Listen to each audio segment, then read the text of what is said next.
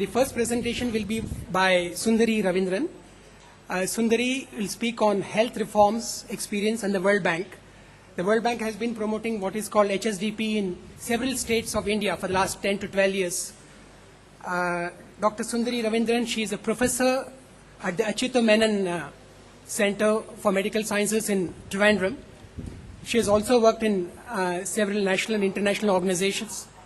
And starting with the Rural Women's Education Center, DUSEC, in Chengalpet, near Madras. So I request Sundari to come and make a deposition plenary. Thank you. The World Bank's involvement with India's health sector dates back to 1972, and in the period between 1972 and 1988, the World Bank funded 5 population projects helping Government of India implement its family welfare program. Now, during this period, according to an internal review of the bank's activities in India, the bank had very little role in setting policy in the health sector. After 1987, following a reorganization in the bank, sectoral work gained more prominence and a number of studies were carried out and policy directions for the health sector was spelled out. And in 1992 came the first freestanding health project in India, and currently it funds 5 specific disease control projects, one of which the speaker next to me will be talking about, and 9 health system development projects at the state level, starting from Andhra Pradesh, Karnataka, Punjab, West Bengal, Orissa, Maharashtra, Uttar Pradesh, Tamil Nadu, and Rajasthan.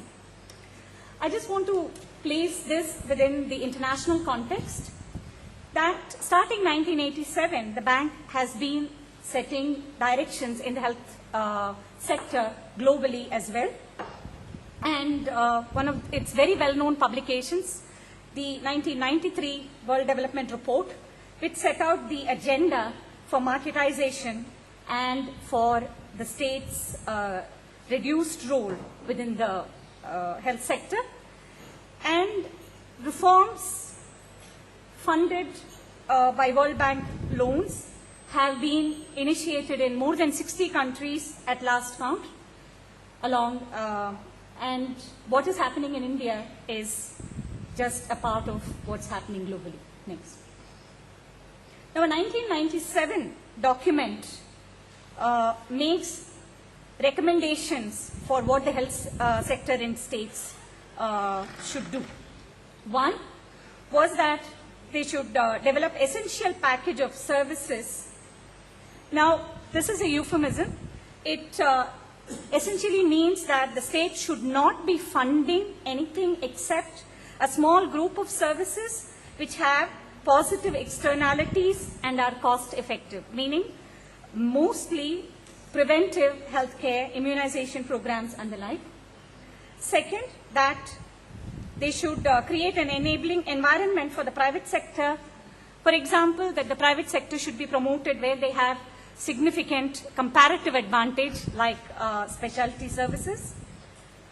They also wanted to bring in the private providers to play a major role in priority health areas, for example, tuberculosis and HIV, and highly recommended contracting labor.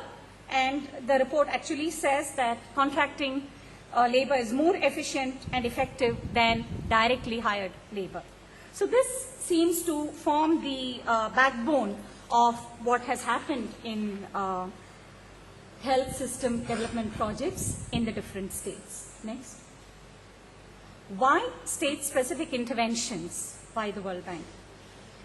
Now, in the country as a whole, deterioration in economic conditions in 1991 following the first Gulf War and serious balance of payment crisis implied that central governments was interested in seeking external assistance. I am quoting these from bank documents. The bank lending for all sectors actually was linked to private sector development and deregulation of the financial sector. At the same time, as this was happening nationally, there was serious fiscal crisis in most states during the 1990s. And even in previously well-managed states like Tamil Nadu, because of growth of salaries, subsidies, and reduction of share of tax from the center and debt servicing, there was fiscal crisis developing and no money for health sector within states with declining share of central contribution to states. So for the World Bank, state lending was of interest. The bank can have more leverage than at the national level, they say. And the state HSDP provide opportunity to influence more fundamental determinants of the public health system, according to the review of bank activities carried out in 2002. Next. So, nearly all state governments were facing a fiscal crisis, and health was not a high priority area of investment, so most of them began to apply for loans to the bank. The entire reform process was a top-down one, and with very little consultation with personnel or with even stakeholders. What happened even nominally at the central level did not happen in the states. Next. So of the state health system development projects, the first project was in Andhra Pradesh. In 1995, it was started and it went on to 2002. Then there was a second state health systems project, West Bengal, Karnataka and Punjab starting 96 and so on. The latest were in Rajasthan and Tamil Nadu in 2004.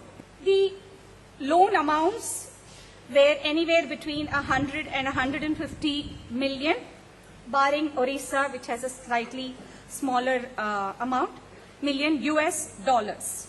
I must say that the extent of influence that the bank had far outreaches the amount of lending that it did, and it played a major role as knowledge creator, selling the ideology of the need for the public sector to play only a support role in the health sector. Next. Across all health system development projects, there were some common objectives on paper. One was improving efficiency in allocation use of health resources, improving quality of services, increasing access and utilization, especially for vulnerable population group.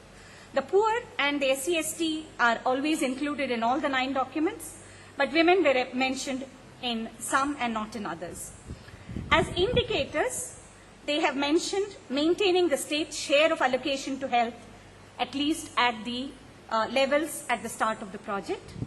Some, starting from the second HSDP onwards, mentioned regulation of the private sector. Next. The actual steps taken were, however, far more in line with the earlier document that I mentioned that set down the agenda in terms of essential package of services, including promoting the role of the private sector and so on.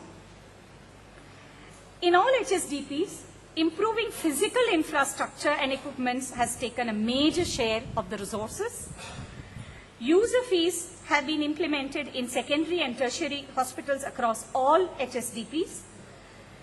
Protection of vulnerable sections is mentioned in every one of the project document, but criteria for exemptions and waivers are not always spelled out.